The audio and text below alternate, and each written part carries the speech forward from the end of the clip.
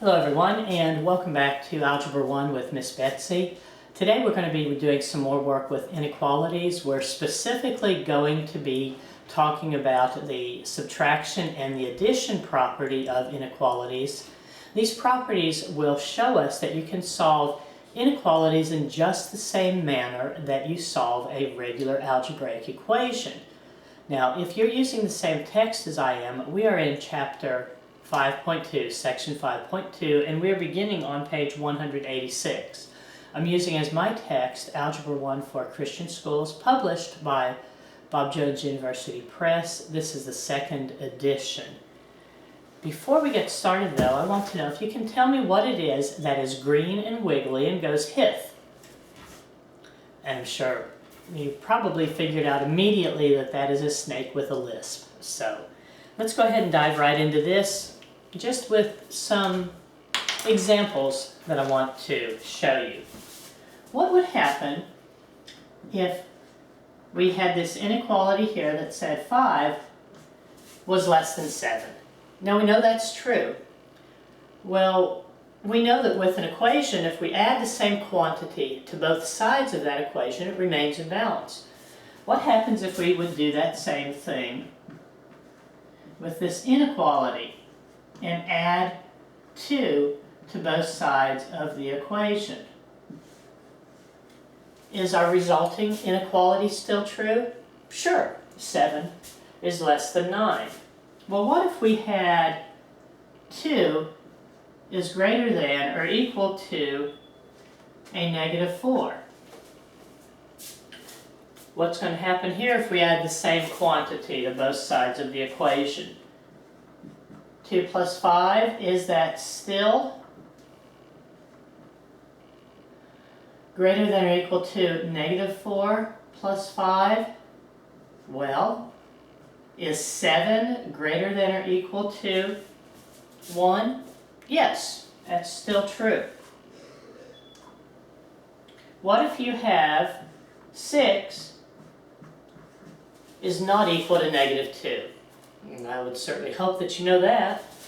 Well, let's say that we add the same quantity, the same number to both sides of that equation, add a 4. Is it still true that 10 is not equal to 2? Well, yeah, of course. So this is suggesting here that no matter what your symbol of inequality, when you add the same quantity to both sides of that inequality, you still have a true statement. Well, what happens if you're subtracting? What if you have -9 is less than or equal to -3? First off, is that a true statement? Yes.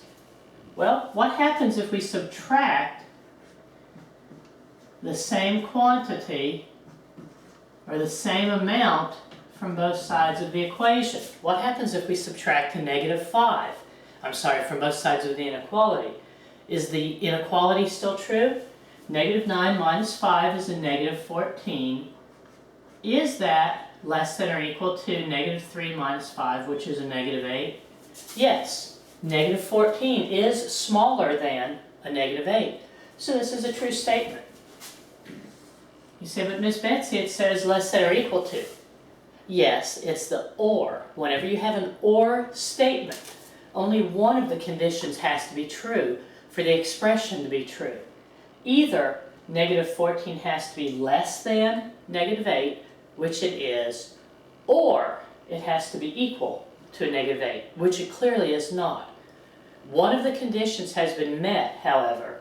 -14 is less than -8, so we have a true statement. Now what if we have 2 is greater than 0?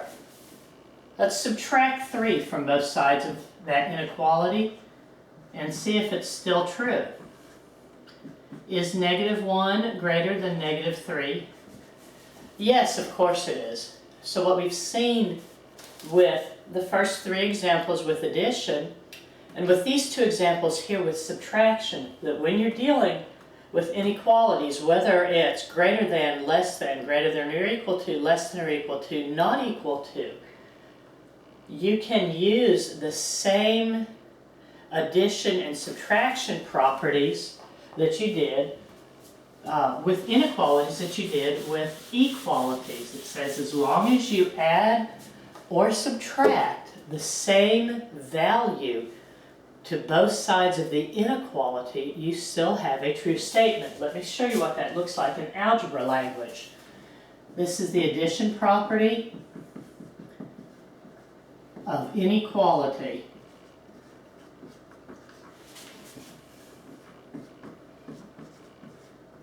And I would expect this to show up somewhere at some point in time, either on your homework or on the test. So what is this?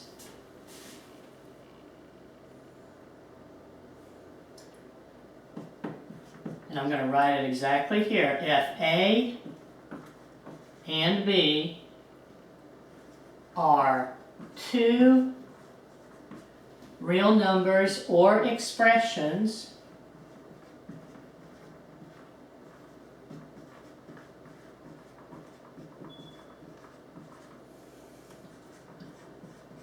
such that A is less than B,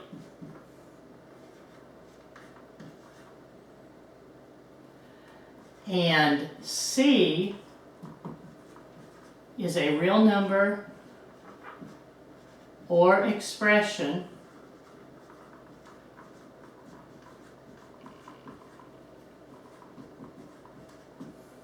then A plus C, A plus C, and I wrote a B. A plus C is less than B plus C. You've got A and B, they're real numbers. They can be anything in the world. They can be an expression like x plus 3 divided by 2, or it can just be a number. But A, the left-hand side has to be less than the right-hand side. A has to be less than B. And C also has to be a real number or an expression, and that's anything in the world that you have learned to work with yet. They do have what they used to call imaginary numbers. They're complex numbers that don't apply here, but that's beyond the place where you are in your work. So if you have real numbers, you have an inequality set up, A is less than B. If you add the same quantity to both sides of that inequality, the inequality remains in balance. The key to remember here is inequality less than, greater than, less than or equal to, greater than or equal to, not equal to. The addition property of equality, however, though, is the one that says A plus C is equal to B plus C. This is the addition property of equality.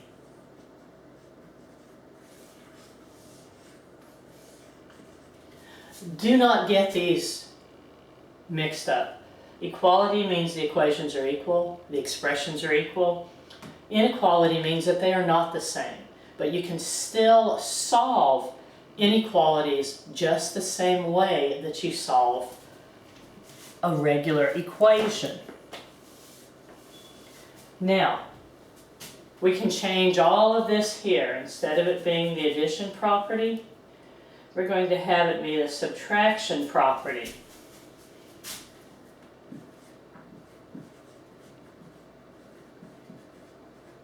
So we have the subtraction property of equality and inequality. Subtraction property of equality is here, of inequality is here. You start off with two numbers or expressions that are less than one another. You can subtract the same quantity from both sides of the inequality and it remains in balance, from the equality and it remains in balance. And this addition and subtraction property of inequality, this is going to work regardless of if you have less than, greater than, less than or equal to, greater than or equal to, not equal to. It works for all of those types of inequalities. So let's go ahead and see what this actually means for us. And what it means is this strange looking expression here is very, very simple for you to solve. Example 1 says solve and graph x plus 7 is less than 8. On page 187, right above this example 1, it says, use these properties, the subtraction property of inequality and the addition property of inequality, exactly as you would use them to solve equations. Just think of this inequality as an equation and solve, keeping this inequality symbol in place. If this were an equal sign, you would just automatically know to subtract from 7 from both sides of the equation. That's all you're going to do here. Solve it just as if it were an equation. X plus 7 minus 7, but you keep the inequality symbol.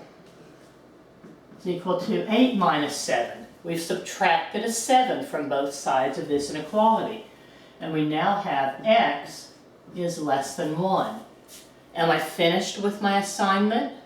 No. My homework assignment told me to solve, which we did here, and graph on the number line. How are we going to graph x less than 1?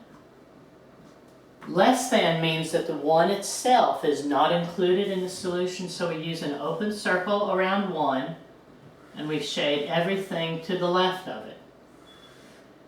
And this indicates to us the solution to the inequality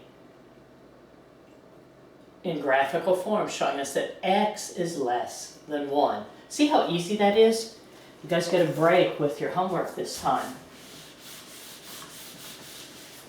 What if we had y minus 5 is not equal to 35?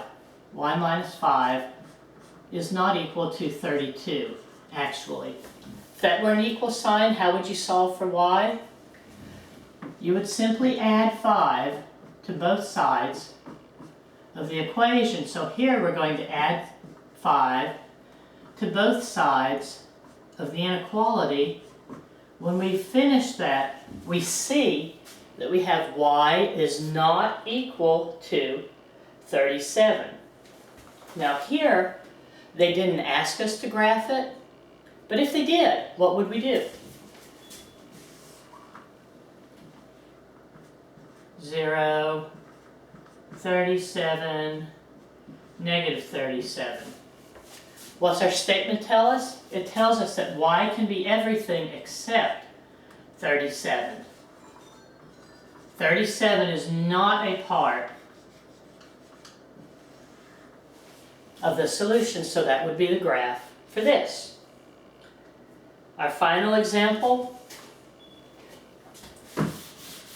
which I'm quite certain that my students don't even need to see, but we'll do it anyway. We have x minus 6 greater than or equal to 12.